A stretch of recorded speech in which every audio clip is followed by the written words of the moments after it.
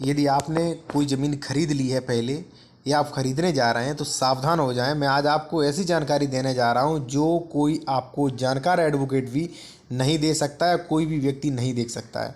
आपकी भले ही सही रजिस्ट्री हो लेकिन वो भी कैंसिल हो सकती है, या आप जो ज़मीन खरीदने जा रहे हैं वो भी रजिस्ट्री कैंसिल होगी, चाहे भले ही आप कितनी सही कराएं।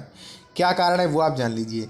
देखिए, सबसे पहले तो आप ये जान लीजिए कि विक्रय विलेख जो बेनामा जो होता है वो निरस्त होने के लिए ये दीवानी वाद की श्रेणी में आता है, और दीवानी वाद हम कर सकते हैं सीपीसी सिविल प्रक्रिया संहिता की धारा 9 एवं 15 के अनुसार ऐसे कैंसिल कराने के लिए हम कोर्ट जा सकते हैं। ठीक है, धारा 9 एवं 15 के अनुसार इसका कैंसिलेशन भी हो सकता है। अब कैंसिलेशन तब होगा जब आपके में कोई कमी होगी। तो 90% लोग जो है वो कमी के बारे में नहीं जानते, ना उन्हें कोई एडवोकेट बता पाता क्योंकि उन्हें जानकारी नहीं होती है। ठीक है, चलिए कौन से वो कारण हैं वो आप जान लीजिए। इससे पहले मैं आपसे कहूँगा कि यदि आपका कोई भी टॉपिक है, कोई भी आप मुझसे एडवाइस लेना चाहते हैं, कोई भी आपका डाउट है, किसी भी प्रकार का आप जो सलाह लेना चाहते हैं तो आप मुझसे कांटेक्ट कर सकते हैं। कांटेक्ट नंबर जो है वो वीडियो की डिस्क्रिप्शन में हमने दे रखा है। आते अपने टॉपिक पे। देखिए, सबसे पहले मैं आपको बता दूं कि यदि आप कोई भी प्रॉपर्टी खरीद रहे हैं, चाहे वो कितनी भी सही है, उसमें एक बात आप हमेशा ध्यान रखें जो कि अभी फ्रॉड हो रहा है ज़्यादातर।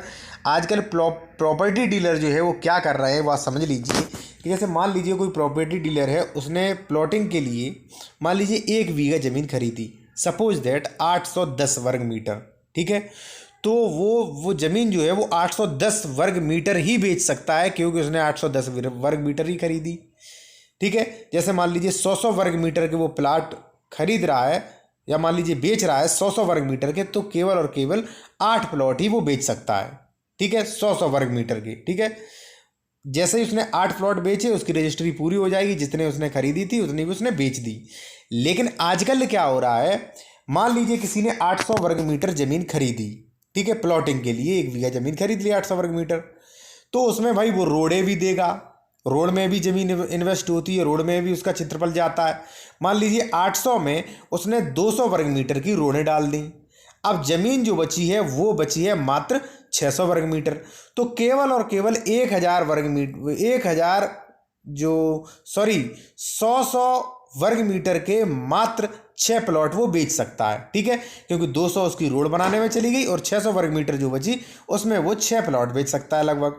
लेकिन आजकल के प्रॉपर्टी डीलर क्या कर रहे हैं, मान लीजिए वो वही ज़मीन खरीदते हैं जिसके उधर उधर या ग्राम सभा की ज़मीन हो या सरकारी ज़मीन हो या किसी प्राइवेट व्यक्ति की ज़मीन पर कब्जा कर लिया।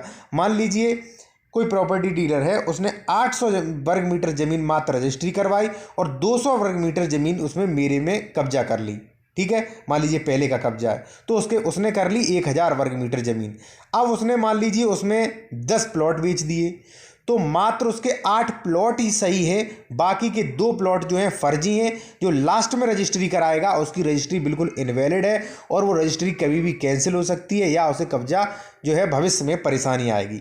तो आप जो भी प्रॉपर्टी खरीद रहे हैं, जो प्लॉट खरीद रहे हैं, वहाँ पे आप ये देख लें कि इस प्रॉपर्टी डीलर ने कितनी ज़मीन खरीदी है और कितनी ज़मीन अभी बेच दी। ऐसा तो नहीं है इसने पूरी ज़मीन बेच दी और जो कब्जा इधर उधर का जो था, फ्री की ज़मीन जो इधर उधर इसने कब्जा की थी वो उसकी रजिस्ट्री करवा रहा है। तो इससे सावधान हो जाएं, क्योंकि जो पहले रजिस्ट्रियाँ कराई गई थी, जैसे मान लीजिए उसकी 600 वर्ग मीटर ज़मीन बच रही, तो 600 वर्ग मीटर तक की रजिस्ट्रियाँ सही रहेंगी। उसके बाद जो रजिस्ट्री करवाई है वो बिल्कुल इनवैलिड रहेगी। आपको रजिस्ट्री करवा दी, मान लीजिए 600 वर्ग मीटर 6 लोगों को बेच दी, आपको 200 वर्ग मीटर बेच दी, आपको रजिस्ट्री करवा दी, कब्जा भी दिला दिया, लेकिन आपकी रजिस्ट्री बिल्कुल इनवैलिड है। भविष्य में आपको 100% दिक्कत आएगी।